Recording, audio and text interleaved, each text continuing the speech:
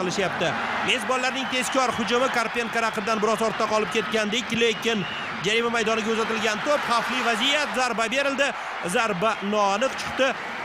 Fabio Sezar boshi bilan zarba berdi-yu darvozani aniq nishonga ola bilmadi. Hujumni yana bir marotaba tomosha qilish imkoniga egamiz. E'tibor bering, Sahob Jo'rayevga qarshi bir yo'la 2 futbolchi qolib ketgan edi. Demak, yarim himoyachilardan kimdir o'z jarima maydonimizga yetib kelishga ulgurmagan. Ana shu vaziyat turli kameralar yordamida namoyish etilyapti. E'tibor bergan bo'lsangiz, Viktor Karpenko hujumni davom ettirishi mumkin. O'yindan tashqari holat yo'q. Genrix zarba! To'p darvoza ustuniga tegib maydon tashqarisiga chiqib ketdi. 0-0 hisobi hozircha saqlanib turibdi. Qatar va O'zbekiston terma jamoalari o'rtasida Osiyo chempionati birinchi tur o'yinini tomosha qilyapsiz. Vaziyatni yana bir bor kuzatish imkoniga egamiz. Zarba berildi. Zarba haqiqatan kuchli chiqdi, lekin ming afsuski to'p darvoza ustuniga tegib maydon tashqarisiga yo'l oldi. Ana shu vaziyat ham turli kameralar yordamida namoyish etilyapti. Aslida undan o'tib ham ketdik, chunki bizniki xavfliroq chiqqan yana bir hujum. Darvozabon to'pga peshvoz chiqqani hozir halal qildi. Jasur Hasanov tepgan to'p darvozabonga tegib maydon tashqarisiga chiqib ketdi. O'zbekiston terma jamoasi dastlabki hujumlari bilan mezbonlardan hayiqmay o'ynay olishini namoyish etyapti. Darvozabon Qosim Burxonga tasanno.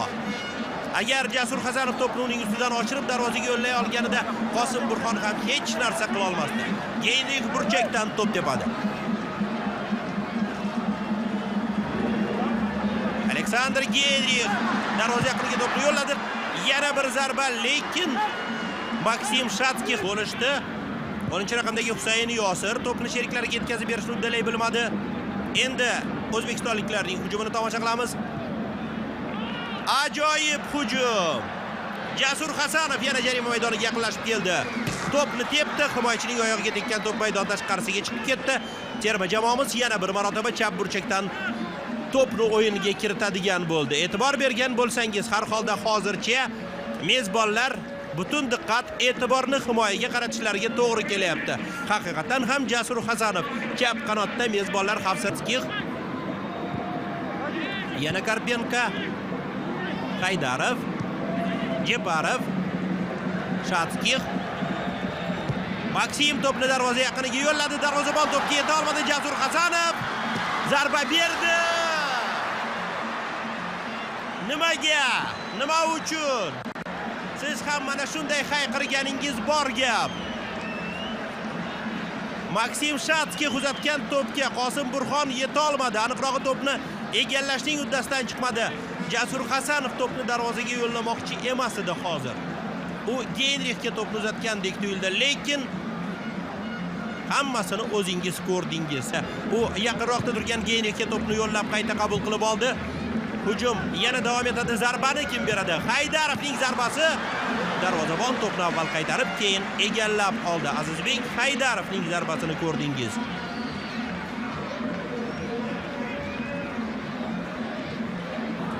Terma jamoamizning yana bir hujumi.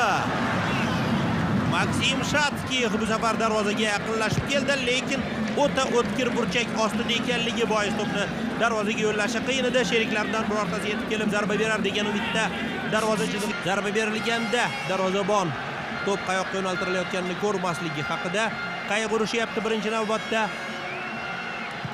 Zarba berildi. To'p darvoza ustuniga tegib maydon tashqarisiga chiqib ketdi. Fabio Sezar.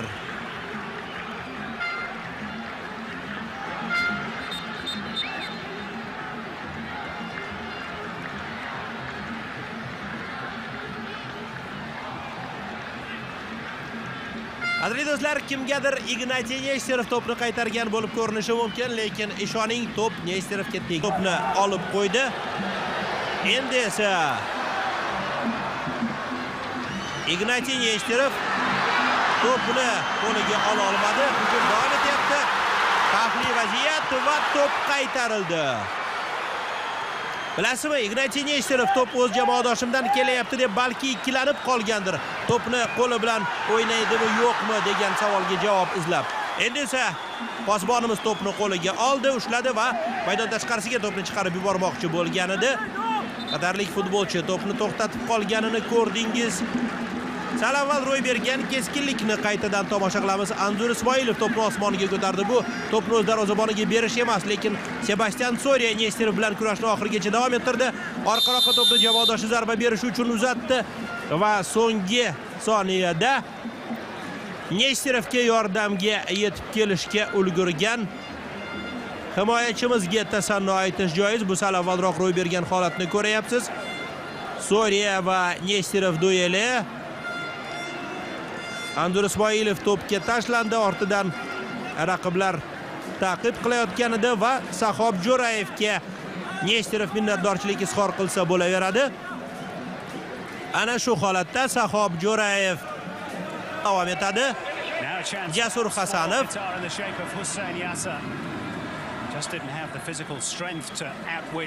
to'pni olishdan turib darvozaga o'zi tepdi. Qosim Burxon juda katta qiyinchilik bilan to'pni darvoza to'sini ustidan oshirib, maydon tashqarisiga chiqarib yubordi. Vaziyatni yana tomosha qilamiz. E'tibor bering.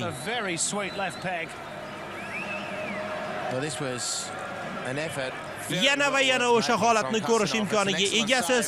Jasur Hasanovga tasanno dedingiz hozir. Birinchi taymda to'pni qabul qilib olganda, darvoza bo'sh qolganda shu zarbani bermaydimi va to'pni darvozaga yo'llamaydimi deb o'yladingiz, ammo teleekran qarshida o'tirib olib gapirishdan osoni yo'q. Geynrix jarima maydoniga yorib kirmoqchi. Ikki raqib unga xalaqit berishga urinib ko'rdi. To'p futbolchilarimizda qoldi. Azizbek Haydarov to'pni orqaroqqa qaytarishga jazm etdi. Zarba! Gol! Odiljon Ahmedov! Ikkinchi taymning 13-daqiqasi yakunlangan soniyada olishdan turib bergan ajoyib zarbasi bilan Osiyo Kubogi final bosqichi birinchi goli muallifiga aylandi.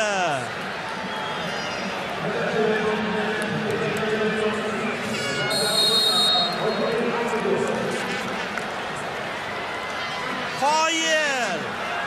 Ajoyib gol!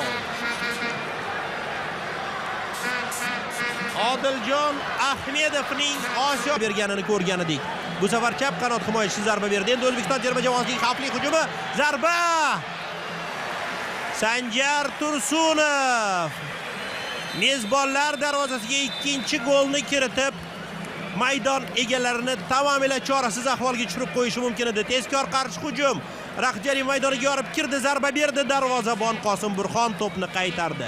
Kim biladi deysiz, balki Sanjar hozir to'pni darvozaga o'zi tepmasdan chaproqda kelayotgan sheriklariga uzatsa yaxshiroq bo'larmidi, ammo buni keyin tahlilda o'yin davom etadi. Hakamlar qoida buzilmagan deb topishdi. Mana bu joyda xavfli vaziyat, gol! Server Jeparov 2-0.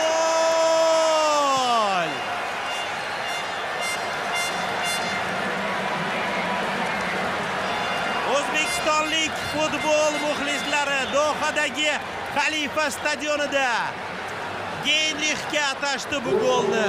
Mana bu ebratilayotgan chaqaloq Angelina bo'ladi. 77-daqiqada himoyachining xatosidan foydalangan Server Jeparov darvozani ishg'ol qildi. 18 metrlar masofadan turib tepilgan to'p.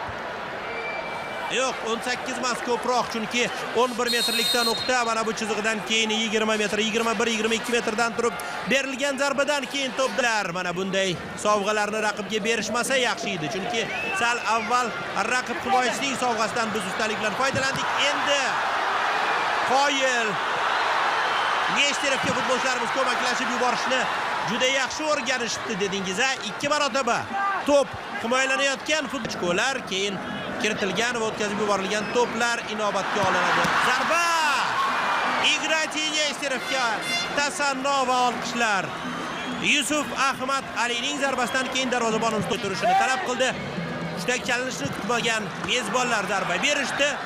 Ignatiy Nesterov hushyorlik bilan vaziyatni